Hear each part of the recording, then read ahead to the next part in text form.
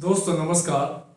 आज हम 70 BPSC mains का बैच शुरू कर रहे हैं और दोस्तों हम पहले पॉलिटी पढ़ाएंगे पूरे दिसंबर भर। पॉलिटी में लगभग हम 30 टॉपिक्स पॉलिटी में कवर करेंगे। दोस्तों उससे पहले यदि 70 बीपीएससी में फाइनल करना चाहते हैं तो आप यूजीसी आईएएस का 180 पीडीएफ पूरे बीपीएससी मेंस की तैयारी के लिए आप पढ़ सकते हैं। 365 दिन में अगले एक साल में अगर आप 180 पीडीएफ और इसके वीडियो अगर आप 100% रट लेते हैं 70 में आपका फाइनल होगा 70 में। इसके अलावा केवल इसी को बार बार पढ़ना है, इसके अलावा कुछ नहीं पढ़ना है। 70 में फाइनल आपका होगा, बस आपको रट लेना है। हम आपके हाथ में रिजल्ट दे दिए हैं, आप पर निर्भर करता है कि आप कितना अच्छा से पीडीएफ को पढ़ कर जाते हैं। अगर बहुत अच्छा से पीडीएफ रट के जाएंगे, 100% रट लेंगे, दावे के साथ कहते हैं कि आपका रिजल्ट फाइनल होगा। हम 70 बहुत होलिस्टिक वे में पढ़ने जा रहे हैं, बहुत डायनेमिक टॉपिक्स पढ़ाएंगे, बहुत अलग तरीके से पढ़ाएंगे। इसका चार्ज 4000 है। 83 73 98 40 95 पर संपर्क करके आप बैच ज्वाइन कर सकते हैं। 70 के लिए याद रखिएगा, अगर आप मेहनत कर सकते हैं तभी आप मेरे यहाँ ज्वाइन कीजिए, दूसरा कोई उपाय नहीं है। 4000 इसका चार्ज है, 180 पीडीएफ और उसके वीडियो दिए जाएंगे।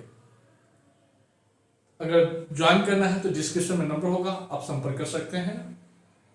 अब हम चर्चा को आगे बढ़ाएंगे और तो 70 के लिए हम बैच जो है शुरू कर रहे हैं और 70 में हम टोटल 180 पीडीएफ और कोशिश करेंगे कि 150 वीडियो तक हम जो है कवर करें। वीडियो पूरा नहीं जाएगा, इससे कि बहुत सारे टॉपिक्स होंगे जिसका वीडियो नहीं जाएगा, उसको पीडीएफ फॉर्म में ही पढ़ना होगा। जीएस 1-2 के सारे सब्जेक्ट का पीडीएफ हम भेजेंगे, वीडियो भेजेंगे।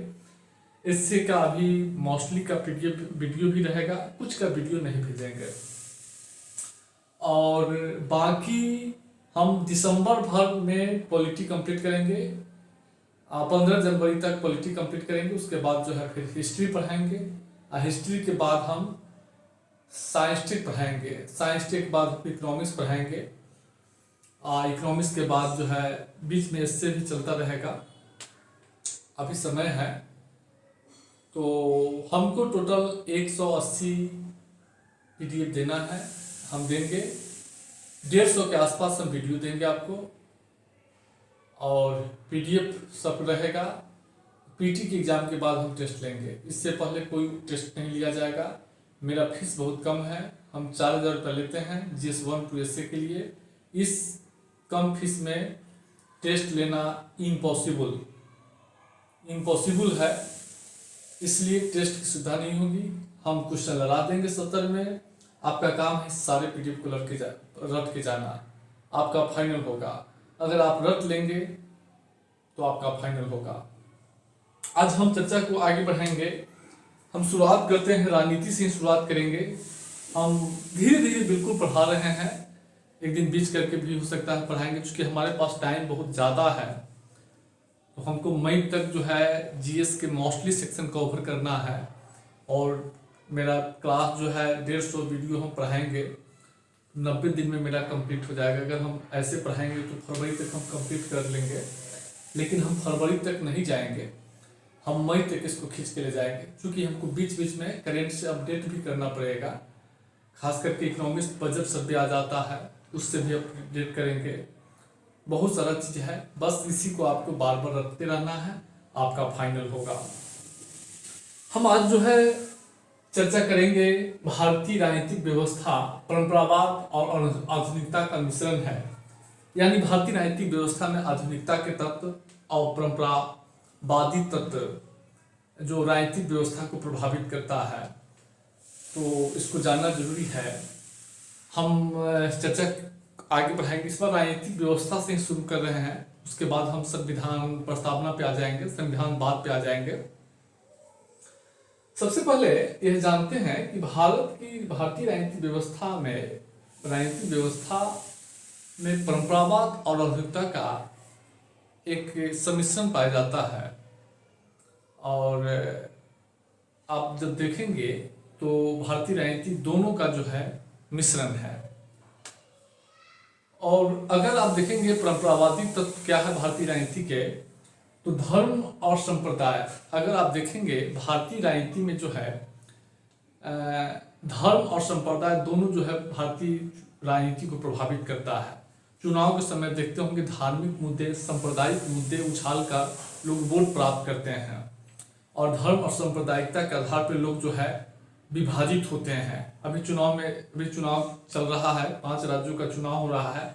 धर्म और संप्रदाय किस तरीके से जो है बोलबाला है। तो भारतीय राजनीति में हिंदुत्व क्या है, भारतीय हिंदुत्व क्या है? भारतीय राजनीति में जो है हिंदुत्व जो है यह परंपरावादी तत्व है, समझ रहे हैं। यानी ये जो धर्म, जाति, राजा महाराजा, धर्म जो धर्मावलंबी है, संत गुरु मौलवी सब जो होता है, ये भारतीय इंडियन सोसाइटी की सबसे ट्रेडिशनल जो है, भारतीय समाज की जो है पुरानी जो है ये सब तत्व है, समाज में से पहले से जो है प्रचलित है, और ये आधुनिक राजनीतिक व्यवस्था को प्रभावित करता है। तो आप देखते होंगे कि धर्म और संप्रदाय के नाम पे लोग वोट मांगते हैं, धर्म के नाम पे कैबिनेट का गठन, मंत्री बनाते हैं, टिकट का बंटवारा करता है, चुनाव में ध्रुवीकरण करने के लिए धार्मिक मुद्दे उछाले जाते हैं। तो आप देखेंगे राजनीतिक व्यवस्था में, लेकिन जो चुनाव हो रहा है वो आधुनिक व्यवस्था है। क्योंकि पुराने जमाने में चुनाव नहीं होता था, जानते होंगे राजा महाराजा का शासन होता था, अपना नियम कानून जो है बनाता था राजा महाराजा, उसी के अनुसार सजा देता था।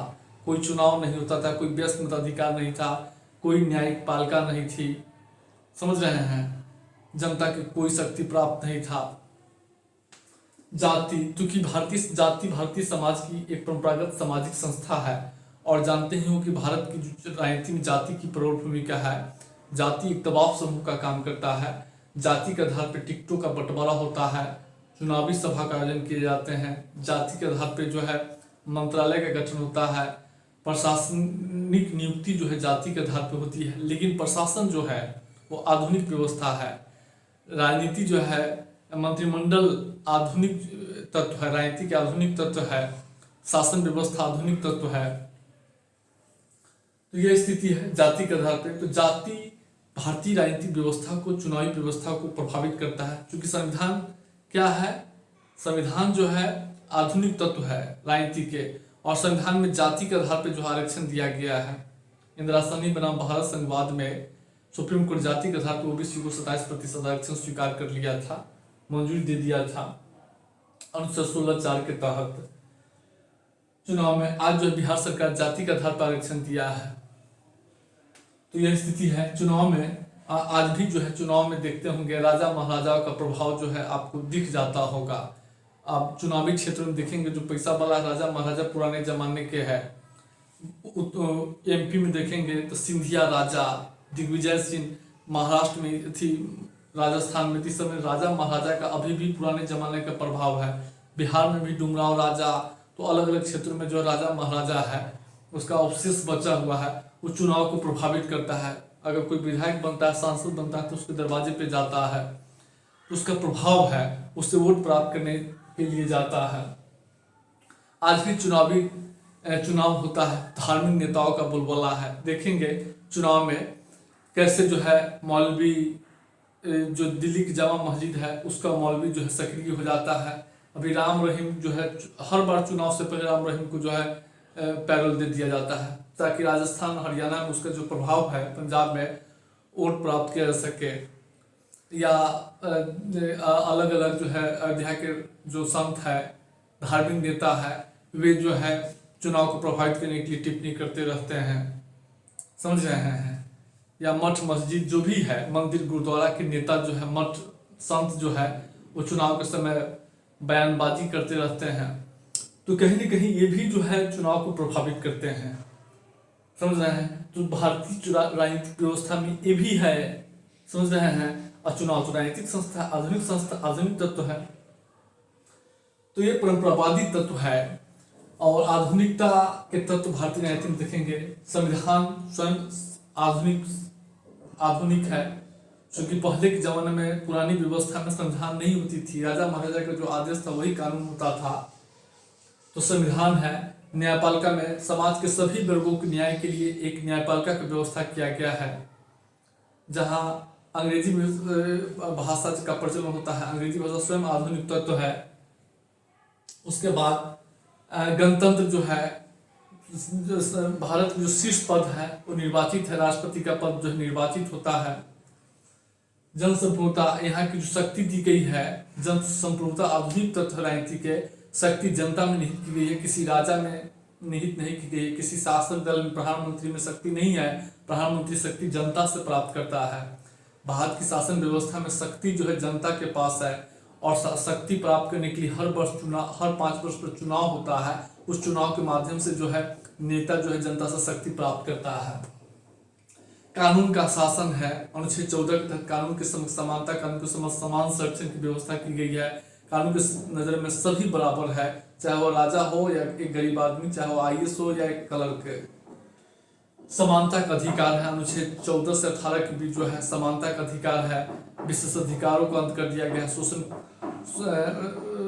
मतलब अस्पृश्यता का अंत कर दिया गया है। धर्म, मूल, लिंग, जन्म स्थान के आधार पर भेदभाव का निषेध कर दिया गया है। यह स्थिति है। उसके बाद जो है शासन में सहभागिता के लिए, जनता की सहभागिता के लिए पंचायती राज संस्थाओं का गठन किया गया है। ये आधुनिक तत्व है। उसके बाद जो है जमींदारी व्यवस्था का उन्मूलन कर दिया गया है। साथ ही साथ सार्वजनिक पदों में सभी की भागीदारी हो, सभी की पहुंच समान हो, इसलिए स्वतंत्र निष्पक्ष चुनाव की व्यवस्था अनुच्छेद 324 के तहत स्वतंत्र निष्पक्ष चुनाव के लिए निर्वाचन आयोग का गठन है। अनुच्छेद 19 के तहत विचार, अभिव्यक्ति, संघ बनाने की स्वतंत्रता है दिया गया है। अनुच्छेद 326 के तहत वयस्क मताधिकार जो है दिया गया है।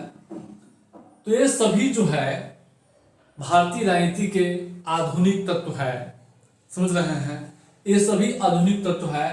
एक जो है भारतीय समाज की ट्रेडिशनल जो है एलिमेंट है। ये दोनों मिलकर जो है भारतीय राजनीतिक व्यवस्था को संचालित करता है। दोनों का सम्मिश्रण है, समझ रहे हैं। क्योंकि अंधविश्वास भी भारतीय राजनीति में काफी है। चुनाव जीतने के लिए राजा महाराजा जो है देवी देवताओं पर विश्वास करते हैं। तो ये है दोनों का। अब इसी आधार पर लिख सकते हैं कि भारत की राजनीतिक व्यवस्था उपयुक्त आधार पे परंपरावाद और आधुनिकतावाद के सम्मिश्रण है, दिखा सकते हैं। लेकिन इस आधुनिकता, अब भारतीय राजनीति के आधुनिकता के मार्ग में क्या चुनौती है? तो सबसे बड़ी चुनौती है अशिक्षा। लोग आज भी जानते हैं कि देश के लगभग 1/3 जनसंख्या साक्षरता निरक्षर है। और जब निरक्षर होते हैं तो धर्म, संप्रदाय, जाति, राजा महाराजा, धार्मिक नेताओं का प्रभाव बढ़ जाता है। क्योंकि इसके चंगुल में जो निरक्षर लोग ही ज्यादा आते हैं। अंधविश्वास पर ज्यादा वही विश्वास करते हैं। उनकी दृष्टिकोण वैज्ञानिक नहीं होती है, तार्किक नहीं हो पाती है। उसके बाद गरीबी के कारण वो किसी के बहकावे में आ जाते हैं। धर्म, गरीबी रहेगा तो धर्म जकड़ा हुआ रहेगा, समझ रहे हैं हम। उसके बाद धार्मिक अंधविश्वास और संकीर्ण निष्ठाएं, ये सभी जो है आधुनिकता, राजनीतिक व्यवस्था के आधुनिकता के मार्ग में जो है बाधाएं हैं। अशिक्षा, आप देखते होंगे 1/3 जनसंख्या भी निरक्षर भारत की। देश की 14-15% जनसंख्या 14.96 है। 14%, लगभग 14% जनसंख्या अभी भी नीति आयोग की बहुआयामी गरीबी सूचकांक के अनुसार निरक्षर है। धार्मिक अंधविश्वास है लोगों में। भारत में तो बिहार में तो 33% जनसंख्या जो है बहुआयामी रूप से गरीबी रेखा के नीचे है। धार्मिक अंधविश्वास लोगों में है और संकीर्ण निष्ठा है। ये सभी जो है क्या करता है कि इसको बढ़ावा देता है। धर्म, संप्रदाय, जाति, राजा महाराजा, धार्मिक नेताओं का चुनाव में, राजनीति में इसका बोलबाला बढ़ता है, जो इसके मार्ग में बाधाएं हैं, समझ रहे हैं। तो ये सारी संस्थाएं इस पॉइंट को याद रखिएगा। संकीर्ण निष्ठा है। अब स्वार्थ जो है, संकीर्ण निष्ठा अगर होगा तो आपस में जो है कलह होता है, समझ रहे हैं, विवाद पैदा होता है। वो समझ रहे हैं। इसके क्रियान्वयन में भी जो है वो संकीर्ण निष्ठा के कारण क्या होता है, जो चुनाव व्यवस्था है उसमें बैलेट पेपर से अगर हो रहा है तो बैलेट पेपर का लूट होता है, EVM में गड़बड़ी कर दिया जाता है। या मतदाताओं को धमकाया जाता है ताकि वोट न दे, चुनावी बूथ पर नहीं जाने दिया जाता है, अगर संकीर्ण निष्ठाएं है तो ये सब इसके मार्ग में बाधाएं हैं। जाति की व्यवस्था हो जाती है, पंचायती राज चुनाव में देखते हो जाति के कारण जो है मतदान नहीं हो पाता है, एक ही जाति के नेता जो है बार बार चुनाव जीत रहा है, विकास कार्य में सभी लोगों की भागीदारी नहीं हो पाती है। तो ये सारे ऐसे फैक्ट है जो भारत की राजनीतिक व्यवस्था के आधुनिकता के मार्ग में ये चुनौती है। क्वेश्चन आ सकता है कि भारतीय राजनीतिक व्यवस्था के आधुनिकता के मार्ग में चुनौतियों पर चर्चा करें, तो इस टिप्पणी को ही एलोबरेट करना है। पीडीएफ में सब दे दिए हैं, अब इसी को आपको बार बार पढ़ना है, फिर हम आगे चर्चा करेंगे।